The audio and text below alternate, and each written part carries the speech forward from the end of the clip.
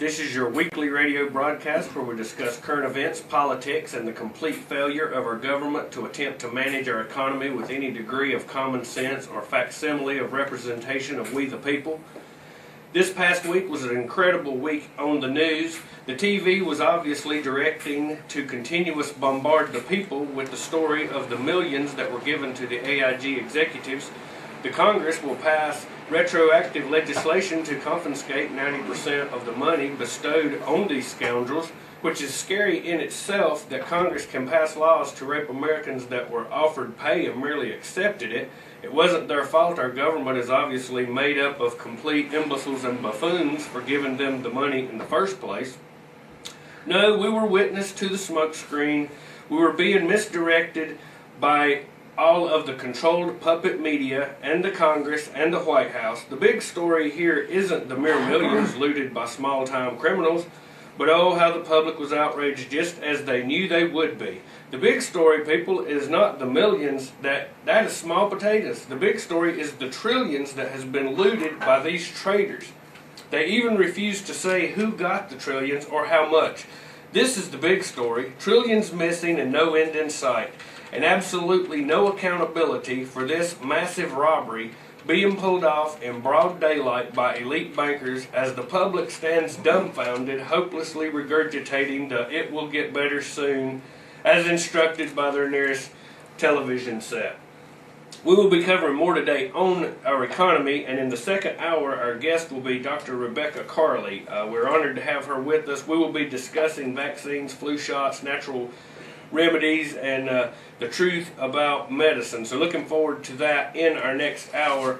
But to begin today, Obama's latest No Banker Left Behind scheme, reported by Global Research on Wall Street, that is, so hyped by advanced fanfare, Timothy Geithner unveiled his Public-Private Investment Program, PPIP, on March 23rd.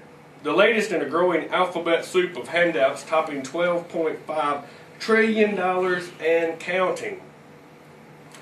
So much in so many forms in government speak language with so many changing and moving parts, it's hard for experts to keep up, let alone the public, except to make sense of what's going on. It's apparent that something is very wrong. They're being fleeced by a financed Ponzi scheme, sheer flim-flam, and here's how and what we know. Now, so far in this money thrown into the black hole of oblivion, here's what we've got. $400 billion in taking over Fannie Mae and Freddie Mac, $42 billion for the auto giants, billions more coming for their suppliers, approaching $200 billion for AIG with more coming on request, $350 billion to Citigroup in handouts and loan guarantees, tens of billions to other banks, including $87 billion to JP Morgan Chase for bad Lehman Brothers trades, $700 billion for TARP 1, half the money released under TARP 2, over $200 billion and counting for term asset-backed securities loan facility to extend government-guaranteed loans for investors, $787 billion stimulus under the American Recovery and Relief Act, around $300 billion under the Homeowners Affordability and Stability Plan, the so-called mortgage bailout plan, $50 billion backing for short-term corporate IOUs held by money market funds, $500 billion for various credit market rescues, $620 billion for industrial nations currency swaps, $120 billion for emerging economies, $1.25 trillion for Fannie Mae and Freddie Mac mortgage-backed securities, $200 billion for Fannie, Freddie, and Federal Home Loan Bank bonds, way more than the announced $300 billion for longer-term treasuries. Fed expanded overnight lending to $2.4 trillion, a reported $750 billion for banks in the FY 2010 budget, and a proposed $470 billion increase for the FDIC to borrow from the Treasury. The PPIP, the latest gift to Wall Street, courtesy of taxpayers getting none of the gain and all of the pain. Does that just blow your mind, Brian? I mean, when you run down through it, and it's billions, billions, billions. why don't the American people wake up and see they have been sold out?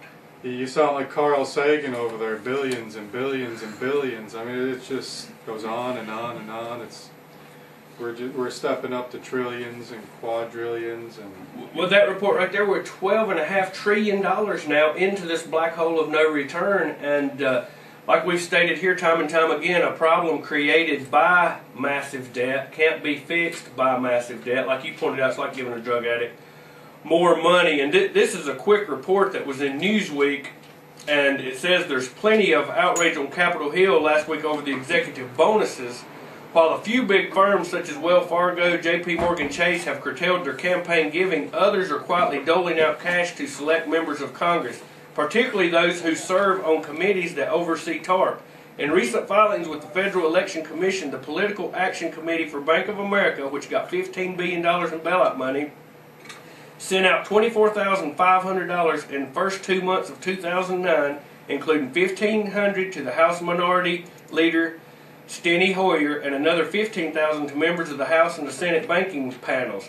Citigroup, $25 billion in bailout money, dished out $29,620, including $2,500 to House GOP whip Eric Cantor, who also got $10,000 from UBS, which, while not on TARP recipient, got $5 billion in bailout funds as an AIG counterpart.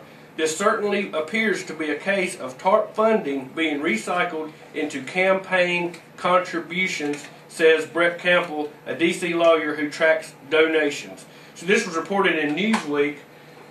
The companies that received the bailout money are now in turn making campaign contributions to the members of Congress that supported the massive bailouts. Well, there's nothing, Farron, like chaos to promote the misallocation of funds, particularly war, as we've seen in the past, and now this supposed financial chaos. I mean, who knows where a lot of this money's going? Oh yeah, it'll never be accountable. There's no transparency, there's no accountability. That's lip service for the sheep people to lap up because it sounds good while they're being robbed.